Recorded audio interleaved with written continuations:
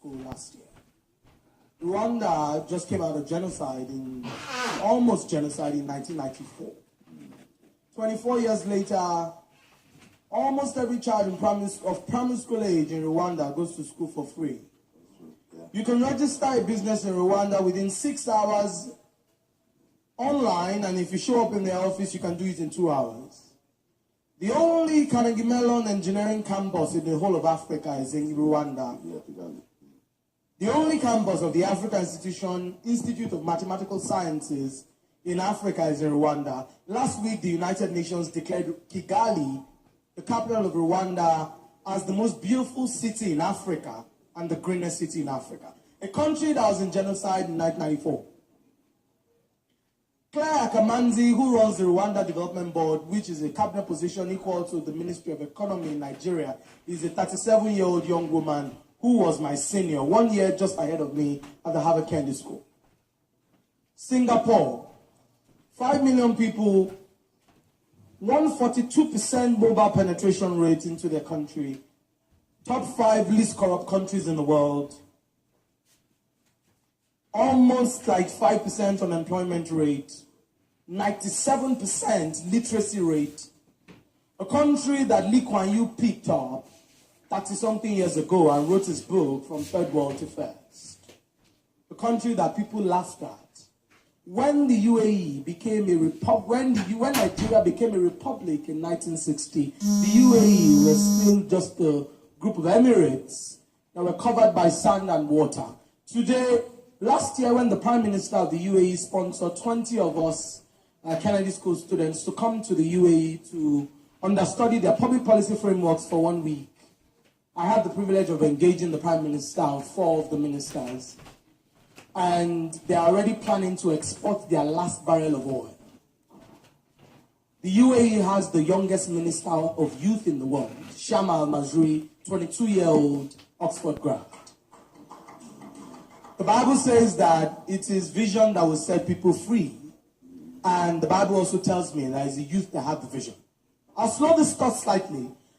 When we advocate for youth inclusion, I'm of the school of thought that it's not even just enough to be a youth.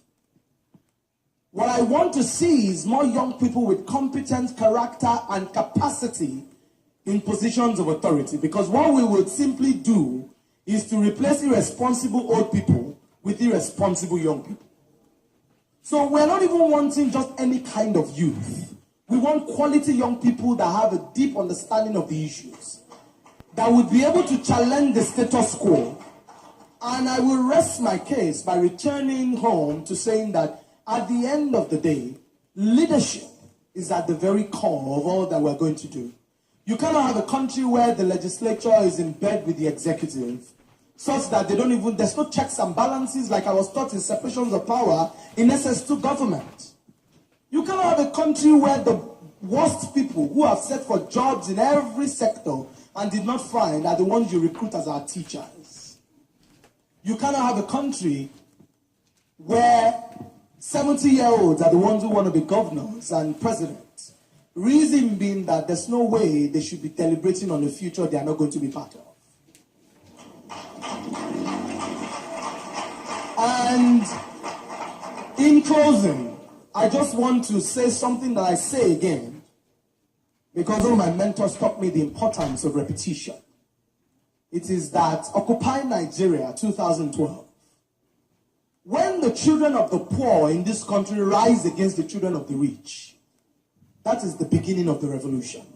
You guys can sit in your nice, cozy-looking homes believing that Nigeria belongs to just a few people.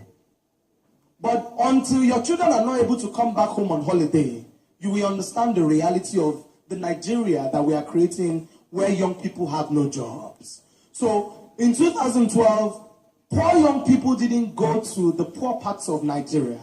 In Lagos, for example, area boys went to Victoria Garden City and told them that if they don't come out and give them food and stuff, they will go into their estate and rape all their daughters. And so, as we talk about the issue of unemployment, Chief Raymond Dokwesi, I thank you, I celebrate you. I believe that this is not a conversation that must end here. Yeah. Because the media is responsible for framing these conversations. This event has 500 people in this room, but it can reach 5 million people when AIT puts it on television tonight.